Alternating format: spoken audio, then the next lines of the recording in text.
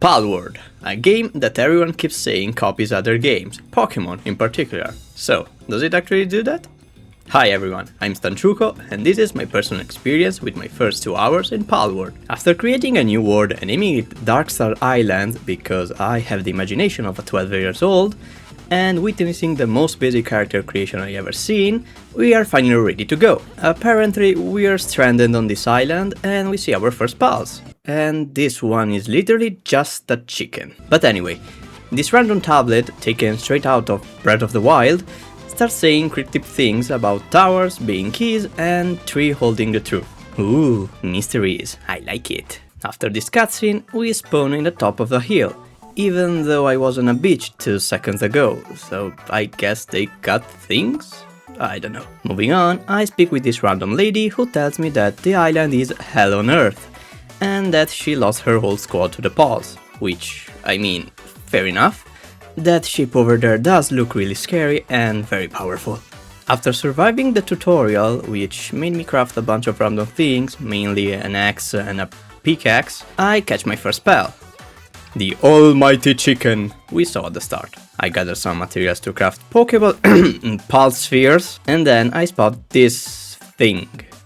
Why does it have a bush on its back? I immediately decide that this one is going to be on the team, for absolutely no reason, but right now I can't catch it. I craft 5 pile spheres very slowly, and we're ready to build our first base. Next, the game wants me to capture 3 Lumballs, so I wield the trusty axe I made 5 minutes ago and start beating the absolute crap off the sheep, before safely catching them with love.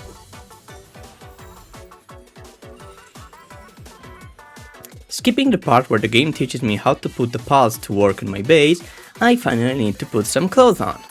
And for this task, we have to bully the sheep again, because I need wool. Oh well. Go, almighty chicken, destroy them all!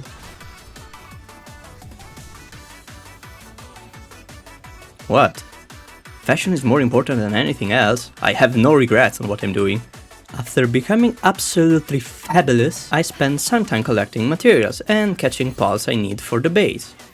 The water elephant and this grass blob thing. Yes. Oh wait, there's the bush goat again. Slowly. Ha! Got you first try. Caprity is level 17, and I thought it would be super helpful to have a high level pal to easily defeat others. But here I discover a harsh truth. Pals scale down to your own level, and since I'm only level 5 right now, our mighty goat is exactly as strong as our almighty chicken. My disappointment is immeasurable, and my day is ruined. After recovering from this tragedy by petting him, I try to catch a knockoff Torterra, and of course I fail miserably, so run for your life! While I'm trying to save myself, the grass elephant accidentally hits someone. The veteran pal tamer. And he wasn't going to let that slide. And he got one-shotted. Veteran my ass! I decide to teleport away like a coward because, unlike the veteran, I actually want to stay alive. After spending some more time expanding the base and failing again to catch the Terranator, it's time to keep exploring, which means just following the objective the game gave me. I talk to a bunch of people and a lady gives me my first side quest, bringing soup to a guy in the settlement we are heading to. Will I ever talk to that guy? Not really. On my way to the village, I find a firefox and start blasting her with arrows so I can easily catch her. Welcome to the team, you fluffy thing, and just out of spite, to prove I'm the strongest, I knock out her brother. No one survives my fury, you dumb fox. While the journey continues, I find a bunch of dudes fighting each other. I decide to help, fully expecting some sort of reward for my intervention. A reward that never came. I will remember this.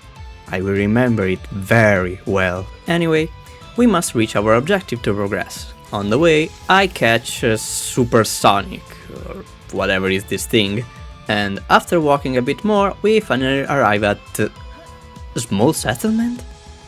And I thought I was the one with zero imagination with names. Once here, I speak with the locals who give me some more side quests. I don't even know if I'll ever actually do them, or at least I'll purposely avoid completing them. After my little detour, it's time to progress the story by speaking to this old man.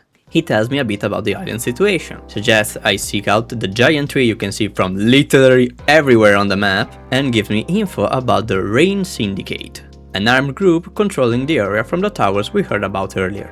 The current leader of this area is Zoe, the daughter of the Syndicate's big boss. The old man tells me in a very elegant way that this girl is terrible at her job and that if I go there, she'll most likely attack me. To wrap up the discussion, he makes me craft an item that lets me hold the Firefox and use her as a living flamethrower. In other words, another tutorial.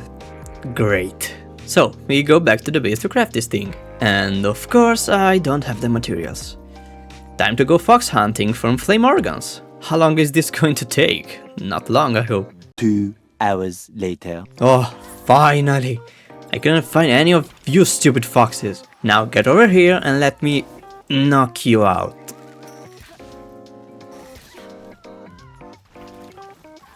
Now that I have everything, I can craft this item painfully slowly.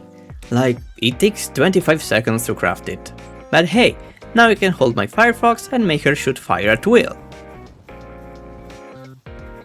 Alright, now we are ready to face Zoe in her tower. Get ready for the next battle.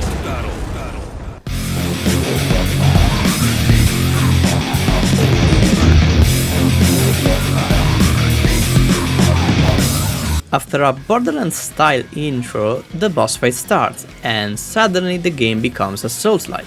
Despite the very low damage I deal and the 5 minutes time limit to defeat Zoe and Electric Totoro, the boss fight actually isn't that difficult. Most of the attacks can be avoided simply by dodging forward. But I can't say the same for my pals. Since they can't dodge like me, they ended up dying one after the other until I was left only with my Supersonic. But with the sheer power of friendship and literally throwing him at the boss, we managed to win. To be completely honest, this fight reminded me more of Remnant 2 than Dark Souls or Elden Ring. But maybe it was because I was using a bow and not a melee weapon.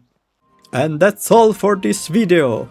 Palworld, despite clearly copying tons of other games, especially Ark actually, is really fun to play and an interesting experience. The pal designs are obviously anything but original, but they're still pleasant to look at and an enjoyable part of the game. I hope you enjoyed watching me yap about my first 2 hours in this game.